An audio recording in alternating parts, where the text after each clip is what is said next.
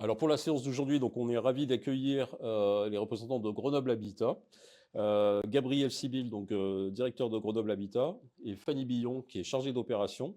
Et on va partager autour notamment d'une opération qu'ils conduisent actuellement de rénovation de la cité de l'abbaye, où si j'essaye de résumer l'enjeu, finalement, c'est comment rendre moderne ou aux standards contemporains des logements qui sont très anciens, tout en agissant avec, dans un contexte de contraintes patrimoniales, puisque c'est une cité patrimoniale dont vous essayez aussi de conserver le caractère patrimonial.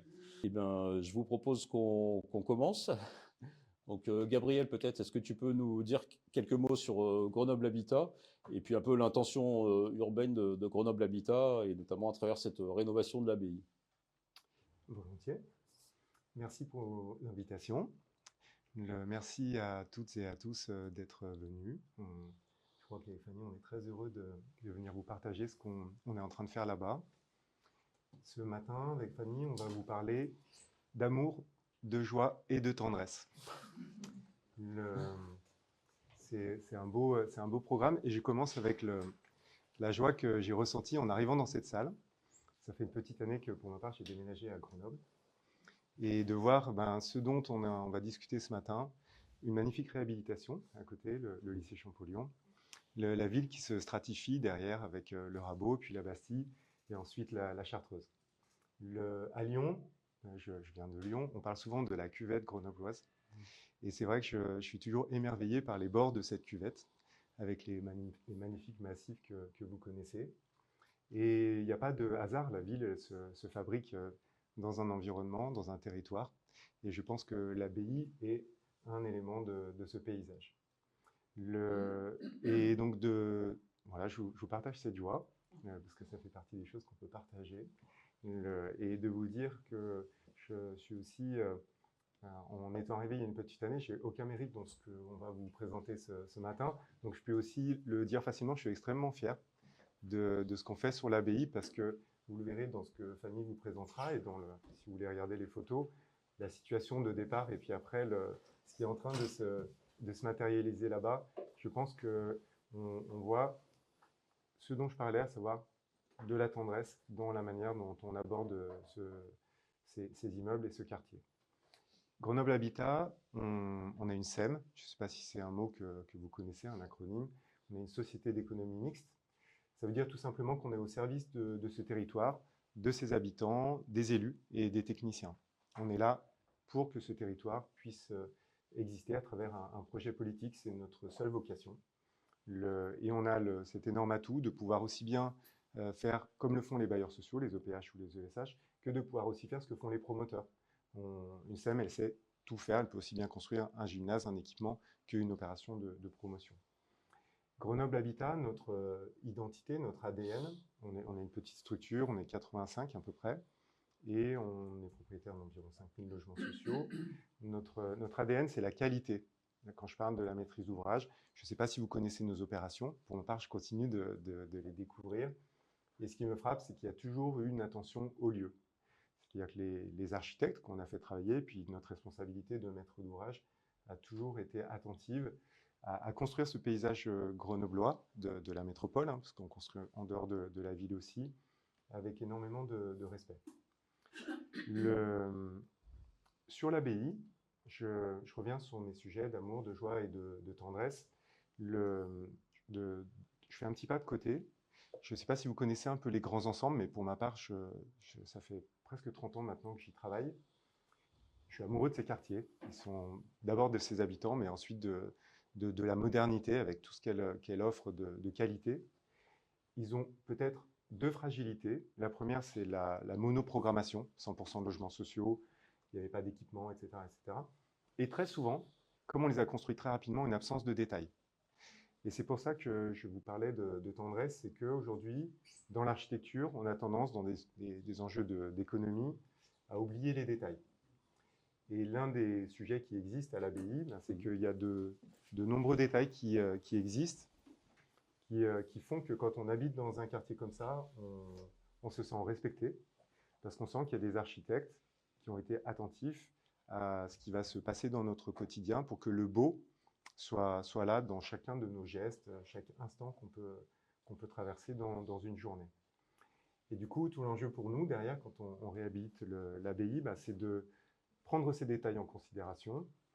Et donc là, c'est dans le choix de l'architecte que nous, on fait en tant que maître d'ouvrage. Mais ça, je pense, Fanny pourra vous parler de l'architecte mieux que moi, parce qu'elle travaille avec eux depuis un petit moment, avec lui aussi. Et d'insister, notre attention doit aller jusque-là pour respecter l'identité de lieux comme celui-ci. Je voudrais vous partager trois chiffres, je ne sais pas si vous les connaissez, mais quand on réhabilite au lieu de construire, c'est 2 fois moins d'émissions de gaz à effet de serre, à peu près. Quand on habite en ville, au lieu d'habiter à la campagne, alors bien sûr, je ne ferai culpabiliser aucune personne qui habite peut-être dans tous les beaux villages autour de Grenoble, mais là, à nouveau, c'est 2 fois moins d'émissions de gaz à effet de serre. Et quand on utilise des matériaux biosourcés, c'est à nouveau 2 fois moins d'émissions de gaz à effet de serre. Donc, dans le cadre de la loi climat-résilience, 5% de baisse des GES chaque année, 10 ans, moins 50%. Donc là, je veux simplement dire, dans notre responsabilité de maître d'ouvrage, si on réhabilite en ville avec du biosourcé, vous avez vu, on a presque effacé 80% au passage. Puis après, c'est la performance qui vient se mettre en œuvre. Donc, un premier enjeu pour nous de faire la ville sur la ville, d'intervenir sur l'abbaye, c'est tout simplement de participer à ce qui, pour moi, est la seule grande crise, parce que depuis que je suis étudiant, on me dit qu'il y a une crise économique, bon, ok. Je pense que la seule vraie grande crise, elle est environnementale. En tout cas, c'est ma seule préoccupation pour mes enfants. Et donc, les émissions de gaz à effet de serre, c'est pas anodin. Toujours sur le sujet de la tendresse, parfois la ville, elle se fait avec brutalité. Et donc, quand on considère l'abbaye, quand on se dit non, on ne va pas le démolir, et qu'un maître d'ouvrage avec les collectivités dit on va trouver des solutions, même si ça coûte cher, pour que ce quartier y reste, et on le rend contemporain, c'est-à-dire que les besoins des habitants, des Grenoblois d'aujourd'hui, ce n'est pas tout à fait les mêmes que ceux d'hier. Quand on arrive à faire ça, je pense qu'on est en train de faire la ville sur la ville, la stratifier, et par cette stratification, elle s'enrichit. Et je pense qu'elle devient de plus en plus belle. J'ai envie de dire, comme ma grand-mère, en vieillissant, elle a gagné en charme, en beauté. C'est quelque chose qui n'est pas du tout anodin, je pense, de le faire avec douceur. Il y a aussi, on est dans une société qui veut tout faire rapidement. C'est sûr que de réhabiliter, parfois c'est plus long. Là, je ne sais pas si vous mesurez, l'abbaye, il y a eu un premier échec avec le promoteur. Ensuite, JH a repris le flambeau et on va essayer de continuer ça, je vous en parlerai à la fin. Là, je voudrais vous partager quelque chose de beaucoup plus personnel. Je crois aussi, on parle beaucoup de réemploi. Je ne sais pas si c'est un sujet que vous connaissez dans l'architecture. Le réemploi, on en parle depuis des années. Moi, ça fait presque 15 ans que je bosse là-dessus. Et il n'y a aucune maturité au niveau industriel aujourd'hui en France sur le réemploi. C'est-à-dire qu'on en parle depuis 15 ans, on en fait un peu depuis 15 ans, et il n'y a toujours aucune maturité, c'est-à-dire que ça représente 2, 3, 4, 5% des matériaux qui sont intégrés dans les projets. Donc autant vous dire, personne ne veut vraiment le faire. Si on voulait vraiment faire du réemploi, il y a longtemps que les industriels du bâtiment s'en seraient réellement emparés et en feraient sur des grandes échelles, comme on le fait quand on doit construire un nouveau bâtiment. Quand on garde l'abbaye, on est en train déjà de réemployer un bâtiment, c'est-à-dire que ces bâtiments, on les garde. Donc là, c'est un premier acte de réemploi. Et puis après, Fanny, avec l'architecte, ils ont même réussi à réemployer d'autres sujets. Je sais pas, Fanny vous en parlera. Mais ce que je veux simplement dire, c'est que pour moi, le réemploi, que ce soit d'un quartier ou des matériaux qu'on peut trouver sur le quartier, et je dirais le réemploi ou le recyclage, ça passe un message symbolique qui est extrêmement important. C'est qu'on dit à nouveau, on respecte ce lieu. Ce lieu, il y a des personnes qui ont vécu. Peut-être parmi vous, vous connaissez des gens qui ont vécu sur l'abbaye, ou vous vivez à côté de l'abbaye. Quand on le garde, on dit tout simplement, on vous respecte. Et je pense que le réemploi passe ce message qui est extrêmement puissant, c'est de dire, la ville, elle ne se fait pas dans un effet fast fashion. La ville, elle se fait avec respect, avec de l'écoute. Et quand on arrive sur un lieu, on commence par se dire, il y a des gens intelligents qui ont conçu ce lieu avant nous, et il y a aussi des habitants qui ont vécu dans cet espace et qui lui ont donné une richesse. Et ça, on le respecte. Donc, si jamais ce n'était pas clair, j'ajouterais simplement, quand on arrive à faire du réemploi, c'est une sorte de chasse-neige qui vient tirer tous les autres sujets qui sont nécessaires dans la fabrique de la ville, la question environnementale, la question sociale, et un autre sujet qui est fondamental, c'est la concertation. À chaque fois qu'on fait du réemploi, on va forcément se dire, Qu'est-ce qu'on garde, qu'est-ce qu'on ne part pas, on en discute avec les uns et les autres, on est à l'écoute des habitants. Là, par exemple, ils sont très attentifs à les voisins, à la conservation des volets. Et donc de dire, le réemploi, pour moi, c'est indispensable d'en faire, si possible de le massifier, même si les industriels ne veulent pas y aller pour l'instant. Et grâce à ça, de dire, on vous respecte. Et je voudrais terminer sur la question de faire la ville sur la ville. Tu as parlé d'acceptabilité. J'ai constaté que souvent aujourd'hui, les personnes sont très sensibles à la densité. Ce quartier, il est là depuis longtemps. Si on devait le reconstruire avec les mêmes hauteurs, d'abord, on ne ferait pas des bâtiments aussi fins, ils seraient beaucoup plus épais, presque le double. Mais si on devait faire un quartier avec la même hauteur, on trouverait ça dense. Là, il est là, cette densité, elle pose de problème à personne, même si en vrai il n'est pas très dense.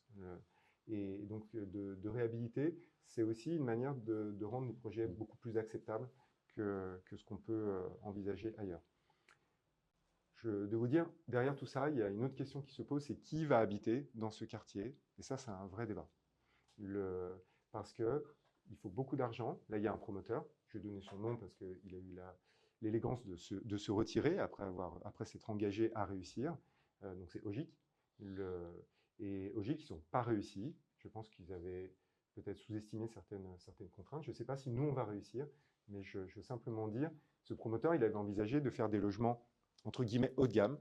Eh ben non, à l'abbaye, ça ne marche pas. Donc il faut imaginer plein d'autres choses.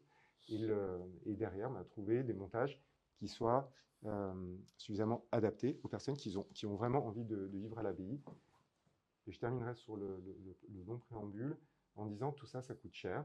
La ville de Grenoble nous soutient, nous aide, nous subventionne l'opération. Sans ça, nous, on ne pourrait pas la faire.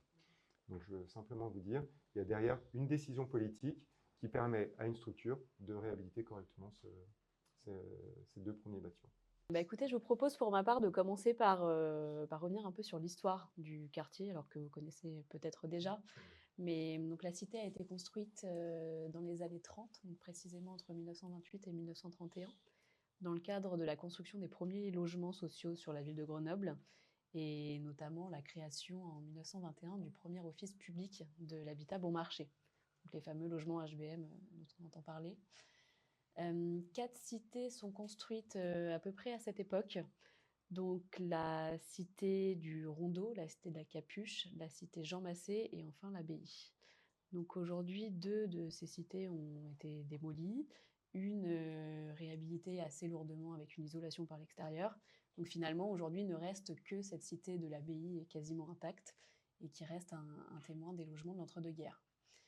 Donc ces logements ont beaucoup de qualité, en sachant qu'ils répondent à la théorie un peu hygiéniste du début du XXe siècle, qui fixait déjà la taille minimale des pièces, prônait l'éclairage naturel dans les logements, l'accès à l'eau potable, à l'électricité et au gaz, vraiment dans chaque logement. Donc avec ces derniers ont une véritable qualité. Je peux également dire que cette cité a été labellisée architecture contemporaine remarquable en 2003, et en sachant qu'elle a également fait l'objet d'une réhabilitation conséquente, notamment à l'intérieur dans les années 80. Voilà pour le contexte général. Plus récemment, donc dans les années 2010, le bailleur propriétaire de ces logements, donc Actis, a été alerté par des fissures en façade et a mené des études techniques, structurelles qui se sont avérées plutôt inquiétantes à cette époque, avec notamment des risques liés au risque sismique sur le territoire. Donc le bailleur a décidé de vider progressivement ses logements et la démolition de l'ensemble a été envisagée, et ça a abouti en 2017 à la démolition du premier bâtiment en U de l'îlot central. De l'îlot nord. Mais c'est le bâtiment central, de l'îlot nord. Alors, bon, très vite, il y a un collectif de sauvegarde de la cité qui s'est mobilisé contre cette démolition. Parallèlement, la ville de Grenoble a obtenu aussi le label Ville d'art et d'histoire, avec notamment pour condition de conserver son patrimoine remarquable dont faisait partie l'abbaye. Donc tout ça a poussé à entreprendre de nouvelles études structurelles avec une véritable instrumentation sur site, des études relativement lourdes, qui finalement ont conclu que voilà, il n'y avait pas de véritable pathologie structurelle, pas de risque, pas de risque important. Et en termes de sismicité, en fait, ils ont conclu que la vulnérabilité était relativement moyenne, mais comme tous les bâtiments construits à cette époque, avant les normes parasismiques. Voilà, donc toutes ces études et le contexte général ont permis finalement d'envisager la réhabilitation de la cité et non plus sa démolition. Donc c'est dans ce contexte que Grenoble Habitat a été sollicité aux alentours de 2019 donc pour réhabiliter les 2 premiers bâtiments en I de l'île au Nord, donc, qui sont composés de 16 logements chacun, donc 32 au total, pour en faire du logement locatif social. Donc on a sélectionné notre équipe de maîtrise d'œuvre en 2020, les études se sont enchaînées, on a consulté nos entreprises, tout ça pour lancer notre chantier en début d'année 2025. Donc voilà, pour vous représenter un peu le temps long dont parlait Gabriel tout à l'heure. Donc on a commencé en 2025, là on va livrer le premier bâtiment à la fin du mois et le deuxième début septembre. Donc, oui, alors notre architecte c'est Atelier Multiple, qui a son agence sur Grenoble. Voilà, c'est le mandataire de l'équipe de maîtrise d'œuvre sur laquelle je reviendrai par la suite. Donc, pour entrer dans le vif du sujet du programme de travaux, alors il s'articule autour de 4 axes. Donc, le premier, c'est bien évidemment la conservation des caractéristiques patrimoniales de ces bâtiments. Donc, en restaurant, valorisant les façades extérieures, les faux colombages, je ne sais pas si vous avez vu les photos, les porches, les blasons, les volets dont je reparlerai également. On a également redistribué un petit peu les logements pour les adapter aux attentes actuelles des habitants, donc à savoir des cuisines ouvertes sur les séjours, ce qui nous permet d'avoir des logements traversants, ce qui est également bénéfique pour le confort d'été. On a offert des salles de bain un peu plus généreuses, mieux équipées, avec notamment tout ce qu'il faut pour les lave-linges. On a bien évidemment amélioré les performances énergétiques des bâtiments avec un objectif BBC Rénovation. Donc on part d'une étiquette E ou F en fonction des méthodes de calcul pour atteindre une étiquette B. Et le dernier axe, donc, ça a été de diversifier les typologies de logements. Parce que dans ces 2 bâtiments, on avait 32 T3 vraiment totalement identiques de 57 mètres carrés. Donc on s'est dit qu'on allait un peu les diversifier. Donc on en a quand même conservé la moitié dans leur configuration d'origine avec les améliorations dont je vous ai parlé précédemment. Mais donc des T3 qui font aujourd'hui 53 mètres carrés avec l'isolation intérieure. On a également créé 8 T2, 3 T3 plus généreux et 4 T4. Donc tout ça dans l'idée de vraiment diversifier l'offre qu'on pouvait proposer aux premiers habitants. Voilà donc pour les axes principaux. Alors pour répondre à ces objectifs, alors je ne vais pas vous faire la liste exhaustive des travaux, mais ce que je peux dire, c'est que les travaux ont été quand même relativement lourds. On a isolé par l'intérieur, on a repris à neuf l'intégralité des réseaux électriques, sanitaires, chauffage, eau chaude. On a recréé une sous-station secondaire dans chaque bâtiment pour se raccorder au réseau de chaleur urbain. En termes de réemploi, on a donc restauré ces fameux volets bois persiennés avec de grande qualité, qui sont là depuis 100 ans, voilà, qu'il était important de rénover. On a également conservé toutes les portes de distribution intérieure des logements. Des petits points de détail, mais on a aussi restauré les garde-manger des cuisines. Voilà. Donc, un petit point intéressant, vous les verrez sans doute sur les photos qui défilent. D'un point de vue technique, peut-être, par rapport aux spécificités de ces bâtiments, donc ils sont composés, les façades sont composées de béton de mâche-fer, donc sur 45 cm. Donc, pour rappel, le béton de mâche-fer, c'est un mélange de béton et de résidus de l'industrie type métallurgie. Donc, c'est un matériau qui a une forte inertie et une conductivité thermique relativement intéressante, bien meilleure en tout cas que celle d'un béton classique. Donc on a essayé, nous, de valoriser ces qualités dans nos études thermiques. Alors en sachant que, étant donné sa composition, le béton de Mâchefer a des caractéristiques qui peuvent varier d'un territoire à un autre. Donc on a réalisé, nous, des mesures, une instrumentation sur site, de mesures de conductivité pour s'assurer de la valeur qu'on allait prendre en compte dans nos études. Et tout ça dans l'idée de minimiser l'épaisseur d'isolant à l'intérieur. Voilà. Donc on a vraiment essayé de valoriser ce matériau. Un autre point technique, ça a été, enfin un point d'attention pour notre équipe de maîtrise d'œuvre, ça a été la gestion de l'acoustique. Parce que c'était un véritable point faible des, je vois des gens qui acquiescent, un véritable point faible de ces logements. Donc voilà, pour essayer de l'améliorer, on a isolé nos planchers bois donc entre solives, on a créé une chape sèche recouverte d'un sol acoustique et on a également ajouté des faux plafonds. Voilà, donc on a fait vraiment le maximum pour le confort des futurs habitants.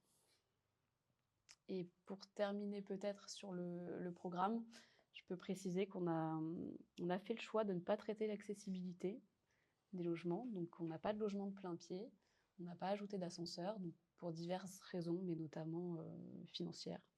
Et on n'a pas non plus ajouté d'extérieur sur cette première réhabilitation. De balcon. Oui, c'est ça.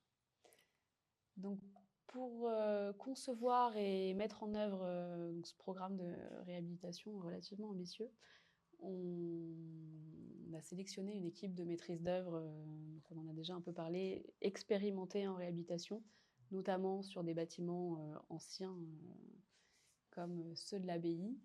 Donc, ateliers multiples, mandataires de notre équipe de maîtrise d'œuvre, qui a l'habitude de travailler sur des bâtiments historiques ou aussi sur des bâtiments comme ça des années 30. Ils avaient la compétence en interne d'architectes du patrimoine. Et voilà, c'est une équipe, des architectes très attentifs aux détails, comme on a parlé, et qui s'est attachée vraiment à valoriser aussi les atouts de ces bâtiments et des logements. Dans notre équipe de maîtrise d'œuvre, on a aussi des bureaux d'études expérimentés et reconnus, notamment Soratec pour la structure, béton, bois. Alors, nous, dans le cadre de cette réhabilitation, on a touché le moins possible à la structure, au plancher, mais on a quand même dû justifier le fait qu'on n'ajoutait pas de charge sur les planchers. On a surélevé quelques planchers aussi pour créer les sous-stations, enfin voilà, quelques petits sujets techniques comme ça. Et notre bureau d'études fluide, donc thermifluide, donc en plus de toutes les missions classiques d'une maîtrise d'œuvre sur l'électricité et les fluides, a dû être très attentif ici à la gestion de l'hygrométrie dans ce bâtiment ancien avec le Mâchefer. Donc ils ont dû faire des calculs un petit peu poussés de points de rosée au niveau des ponts thermiques. Enfin, voilà. Donc pour dire que ça a été très important pour nous d'avoir une équipe qui avait cette expérience en réhabilitation et notamment sur du bâti ancien.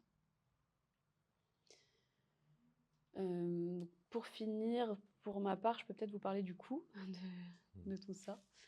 Alors le coût travaux s'élève à 1 700 € hors taxe par mètre carré. Donc finalement, on se rapproche des coûts du neuf, avec un montant global, un prix de revient global, prenant toutes les autres charges en compte, à 2 200 € hors taxe par mètre carré. Donc on a pu bénéficier du portage foncier de l'EPFL, avec une décote foncière, voilà, un mécanisme d'optimisation du foncier. Et par contre, ce qui est important de préciser, c'est qu'on n'a pas conventionné ou reconventionné ces logements. En fait, on fait vivre, c'est un peu technique, mais la convention APL de l'ancien bailleur, ce qui fait qu'on n'a pas eu accès au financement du logement classique neuf, les exonérations de taxes foncières, des choses comme ça. Ce qui fait que, comme on l'a mentionné au début, on a eu besoin d'un accompagnement, un soutien financier des collectivités relativement important, à hauteur de 40% sur cette opération, donc apporté effectivement par la ville, la métropole et l'État. Donc ce montage n'est peut-être pas reproductible à grande échelle, je laisserai préciser, mais ce qui est important de dire aussi, c'est qu'aujourd'hui, il existe un dispositif qui n'existait pas à l'époque, le Second J, qui permet de refinancer des gros travaux sur des logements sociaux qui ont plus de 40 ans et qui permet de bénéficier en fait des avantages du logement social neuf, donc avec des financements, des prêts, des exonérations de taxes foncières, des TVA intéressantes, enfin voilà, ce qui permettrait aujourd'hui de porter ce type d'opération. Merci beaucoup, Fanny. C'est fini. Merci. C'était fini. Je vous remercie. Pour tous ces éléments, je pense que ça va susciter pas mal de questions dans la salle. Peut-être juste avant qu'on passe la parole à la salle, Gabriel, peut-être par rapport à la suite un peu de ce qu'imaginez, parce que vous êtes sur l'île au nord, mais il reste 3 ou 4 îlots du coup qui sont pas traités. Donc voilà, est-ce qu'il y a un projet qui se dessine là-dessus? Si on ne réhabilite que ces 2 bâtiments, c'est un échec, parce que l'abbaye a une qualité par son ensemble. Donc il y a bien tout le système à prendre en considération, le bâti, et puis les cours. Je ne sais pas si vous avez déjà traversé ces cours, mais elles sont très belles. Donc on a, il y a une petite année maintenant, proposé aux élus de continuer l'aventure. Ce qu'ils ont déjà validé, c'est que Grenoble Habitat va faire les 2 immeubles qui sont mitoyens de ceux sur lesquels Fanny est en train de terminer la réhabilitation.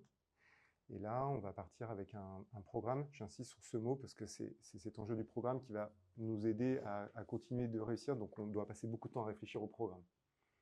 Il y a donc un sujet sur le programme, et ici, les 2 immeubles qui suivent, on envisage de les faire en BRS, je ne sais pas si vous connaissez, bail réel solidaire, un démembrement du foncier et du logement, et avec une maison de santé qui serait sur les 2 premiers étages d'un des immeubles.